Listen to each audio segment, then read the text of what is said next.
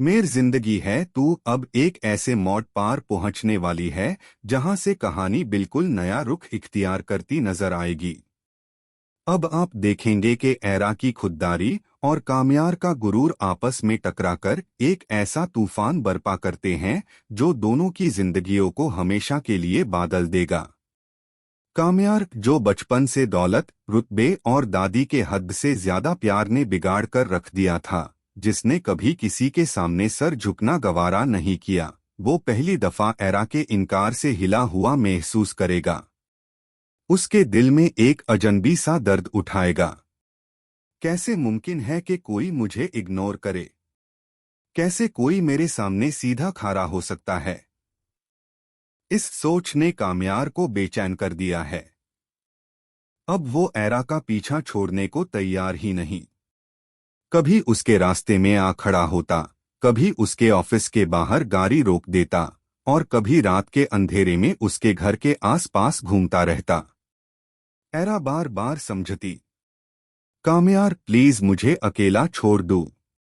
मगर कामयार के कण पार जून तक ना रेंगी। उसका जिद, उसका ईगो एरा की जिंदगी को तंगदस्ती का एक सिलसिला बना देता है।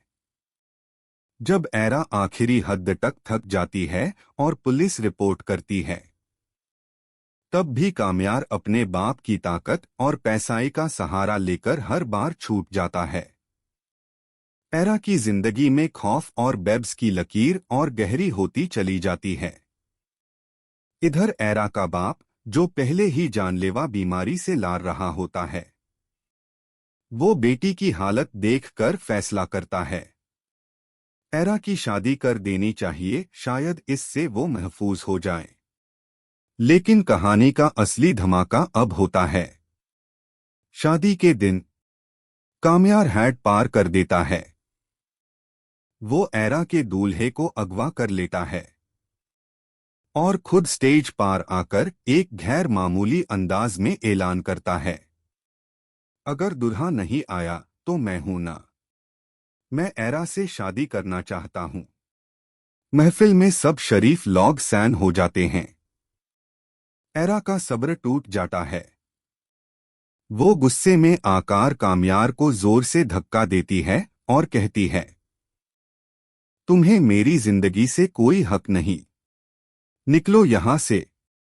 कामयार जमीन पर गिरकर भी पहली मर्तबा महसूस करता है कि उसकी जिद ने किस हद तक एरा को दर्द दिया है। मगर ये उसका अंजाम नहीं। अब कामयार पहली दफा सचमुच अपने अमल पर होता है। वो एरा से माफी मांगने लगता है, उसके मसैल में साथ दीन की कोशिश करता है। वो बदलने की कोशिश करता है, सचमुच बदलने की। और कहानी अब एक ऐसे मोड़ पर आखादी होती है जहां एरा सोचने पर मजबूर है, क्या वो अपनी इज्जत और खुददारी पर कायम रहेगी या कामयार के बदलते हुए दिल को एक मौका दे देगी? क्या तकदीर इन दोनों को एक साथ ले आएगी या एरा अपने लिए कोई बिल्कुल नया रास्ता इख्तियार करेगी? अपनी राय कमेंट बॉक्स में जरूर बताएं। और नेक्स्ट इस तरह के वीडियोस के लिए चैनल को सब्सक्राइब करना ना भूलिएगा।